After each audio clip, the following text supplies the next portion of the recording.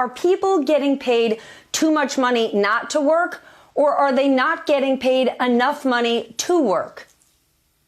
Yeah, so we're almost arguing about the wrong thing. I couldn't agree more with what she just said. But we also have a hope shortage. Like, I'm a small business owner. I pay my people at least $16 an hour to work.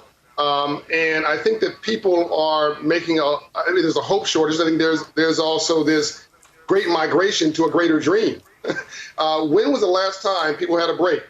And really that the government gave them a break, really to reset their lives. You really talk about the New Deal, and for some, the GI Bill. We're going 100 plus years ago.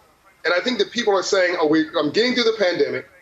Most people going to work, as she just mentioned, are men. I think there's a couple million people went back to work were men the last couple of months. 3 million women have said either I'm not vaccinated or my children don't have daycare or I'm just not comfortable yet. But a lot of people are saying, what's my dream for myself? Is my dream a dead-end job at, 12 bucks an hour, 40 hours a week, and I'm still below the poverty rate in America? So they're not inspired by the job. They're not inspired by the pay. When I took my bicycle to Maui, they charged me nothing. So I took it all the time. When they charged me $100, I took it some of the time each way. When they started charging me $200 each way, the bike stayed home. Okay?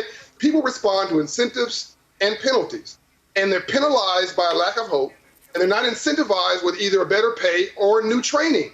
And here's the good news. This infrastructure proposal that I'm hearing, which I hopefully will become bipartisan, includes infrastructure for roads and people.